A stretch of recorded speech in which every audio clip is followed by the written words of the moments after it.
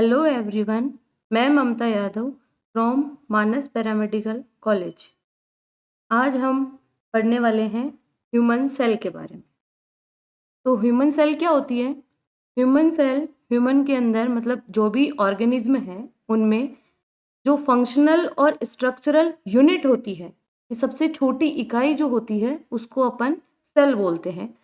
जैसे cell are the functional and structural unit of living organism. ठीक है। अब अपन जिस ब्रांच में सेल के बारे में स्टडी करते हैं या फिर जहाँ पे भी अपन किसी भी सेल के बारे में स्टडी करने वाले हैं तो उसको क्या बोला जाता है? The study of cell is called cytology या फिर सेल बायोलॉजी। ठीक है। अब अपन देखते हैं कि सभी जो लिविंग ऑर्गेनिज्म हैं वो सेल से मिलके बने हुए होते हैं। हो सकता है उनमें एक सेल हो, वन और मैनी सेल्स। एक सेल से बना हुआ हो कोई ऑर्गेनिज्म है, वो कई सारी सेल से बना हुआ होता है। वन सेल से बने हुए जैसे बैक्टीरिया है, वो एक सेल से मिलके बना हुआ ऑर्गेनिज्म है। उसके अंदर जो सेल के सारे काम है वो एक ही, जो भी ऑर्गेनिज्म का जो भी काम है जैसे मेटाबॉलिज्म, रेस्पिरेशन, एक्सक्रीशन, वो सारे काम एक ही सेल करती है। जैसे पूरा सिस्टम होता है अपनी ह्यूमन बॉडी के अंदर, वैसे जैसे ह्यूमन सेल्स ह्यूमन है उनके अंदर बहुत सारी कोशिकाएं होती हैं, वैसे कोई भी ऑर्गेनिज्म है वो एक सेल या फिर कई सेलों से मिलके बना हुआ होता है। Cell perform functions such as growth, metabolism, reproduction, secretion and communication. Cell बहुत सारे फंक्शंस है वो परफॉर्म करती है अपनी बॉडी के अंदर, ह्यूमन बॉडी में। जैसे ग्रोथ करना मतलब बड़ा करना, बड़ा होना, जैसे डिवीजन होता है उससे एक सेल से दो सेल बनेगी, दो से चार बनेगी, ऐसे ग्रोथ होती है। और मेटाबॉलिज्म होता है फॉर एग्जांपल जैसे ग्लूकोज से एनर्जी बनाना, तो वो जो मेटाबॉलिज्म का काम है वो भी सेल करती है। रिप्रोडक्शन, तो जो रिप्रोडक्शन होता है, रिप्रोडक्शन मतलब कि जैसे गैमेट्स बनते हैं, गैमेट से एक सेल से दो सेल से फिर जायगोट बनेगा, स्पर्म और एग में जब रिप्रोडक्शन होगा तो उससे जायगोट बनेगा। सिक्रेशन, ग्लैंड में जो सेल्स होती हैं वो सिक्रेशन का काम करती है। कम्युनिकेशन, कम्युनिकेशन मतलब कि नर्व सेल है, अपने कोई भी मैसेज जैसे कि किसी चीज को अपन ने टच किया तो वो कम्युनिकेशन का काम कौन करती है? Nerve cells. Human cells are eukaryotic, meaning their cells have a true nucleus and membrane bound organelles. Human cell होती है वो यूकैरियोटिक सेल होती है। यूकैरियोटिक मीन्स कि इसके अंदर ये meaning there cells have a true nucleus and membrane bound organelles. Cells दो टाइप की होती है, प्रोकैरियोटिक और यूकैरियोटिक। तो जो प्रोकैरियोटिक सेल होती है, प्रो मतलब जो पहले पाई जाती है या फिर पुराने टाइप की सेल्स होती हैं उनको प्रोकैरियोटिक बोला जाता है, और जो मॉडर्न टाइप की सेल्स होती हैं उनको यूकैरियोटिक सेल बोला जाता है। उन सेल के अंदर ट्रू न्यूक्लियस पाया जाता है और मेम्ब्रेन बाउंड ऑर्गेनेल्स पाया जाता है, जबकि प्रोकैरियोटिक सेल में मेम्ब्रेन बाउंड ऑर्गेनेल्स नहीं पाए जाते हैं। अब अपन पढ़ेंगे हिस्ट्री ऑफ द सेल्स। तो हिस्ट्री ऑफ द सेल में रॉबर्ट हुक उन्होंने 1665 में discovery of the cell, cell की डिस्कवरी की थी, कि सेल की खोज की थी इन्होंने। दूसरा है एंटन वॉन ल्यूवेनहॉक, इन्होंने 1674 में ये बताया था कि सेल होती है वो लिविंग होती है, मतलब जीवित होती है। सेल है वो कोशिकाएं जीवित होती हैं। तीसरा है स्लाइडन एंड स्वान, इन्होंने बताया कि जो सेल्स होती है वो पहले की कोशिकाओं से मिलके बनती है।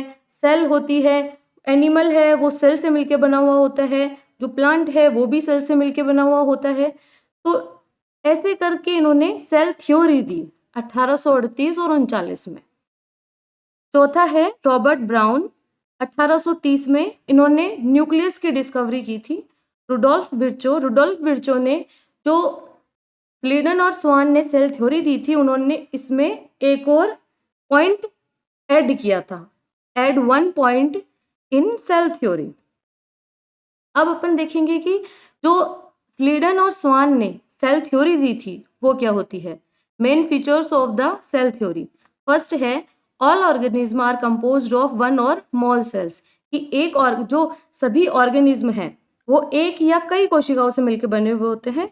सेल होती है, दूसरा है सेल होती है वो स्ट्रक्चरल और फंक्शनल यूनिट ऑफ लाइफ होती है, और तीसरा है कि जो पहले की कोशिकाएं हैं भाई, अगली बनने वाली कोशिकाएं हैं वो पहले जो प्रेजेंट है उन्हीं कोशिकाओं से मिलके उन्हीं कोशिकाओं से बनती है। All cell arise from pre existing cells, कि जो पहले से प्रेजेंट कोशिकाएं हैं उन्हीं से नई कोशिकाएं बनेगी। Cell contain genetic material DNA which is passed to next generation, कि फोर्थ में है कि सेल है वो उसका जेनेटिक मटेरियल क्या है, डीएनए, जो कि नेक्स्ट जनरेशन में जाता है, जनरेशन टू जनरेशन ट्रांसफर होता है। All biochemical reaction of the body occur inside cells, जो बायोकेमिकल रिएक्शन होती है, बायोलॉजी क्या है, जो कोई भी जीवित ऑर्गेनिज्म है उनकी स्टडी बायोलॉजी है, और केमिकल जो केमिकल से रिलेटेड होता है वो रिएक्शंस, कि जो बायोकेमिकल रिएक्शन है वो कहाँ होती है, कोई भी अपनी ह्यूमन बॉडी में जो भी केमिकल रिएक्शंस हो रही हैं वो कहाँ होती है, सेल के अंदर, ठीक है। और सिक्स्थ है cell maintain homeostasis to keep the body stable, कि सेल है वो बॉडी को स्टेबल करने का काम करती है, किसको मेंटेन करके, होम्योस्टेसिस को। अब अपन पढ़ेंगे cell size and shape. Cell जो कि सेल का साइज कितना होता है, बड़ी होती है, छोटी होती है, शेप मतलब सेल कैसी दिखाई देती है, मतलब आकार क्या है, गोल है, लंबी है, मतलब स्पिंडल शेप की है, कैसी है। तो फर्स्ट है इसमें सबसे स्मॉल सेल है वो कौन सी है, माइकोप्लाज्मा, जिसका डायमीटर कितना होता है 0.0001 mm। फिर आती है लार्ज सेल, वो है होती है ऑस्ट्रिच एग, मतलब शुतुरमुर्ग का अंडा, वो होता है 6 to 12 इंच का।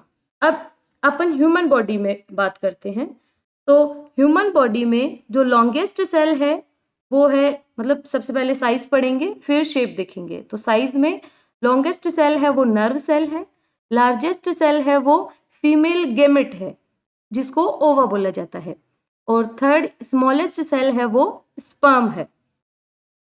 अब अपन पढ़ेंगे शेप। तो शेप में सेल अलग अलग शेप की होती है, जैसे स्फेरिकल, बाइकॉन्केव, स्पिंडल एक्सेट्रा। अब अपन पढ़ेंगे सेल के टाइप, कि कितने प्रकार की सेल्स होती हैं, अलग अलग तरह की सेल्स पाई जाती हैं। तो फर्स्ट है based on number and second है बेस्ड ऑन स्ट्रक्चर। तो फर्स्ट बेस्ड ऑन नंबर में दो तरह की होती है, कि नंबर का मतलब है कितनी क्वांटिटी में सेल्स उसमें पाई जाती है, 1 2 3 4 ऐसे। तो फर्स्ट में इसमें आता है यूनिसेलुलर। यूनिसेलुलर मतलब एक कोशिका, वन सेल, जिसका एग्जाम्पल है बैक्टीरिया। दूसरा है मल्टी सेलुलर, मतलब बहुत सारी कोशिकाएं, मैनी सेल्स, वो है एनिमल और plant. Based on structure, structure के बेसिस पे भी दो तरह की सेल्स पाई जाती हैं, प्रोकैरियोटिक एंड यूकैरियोटिक।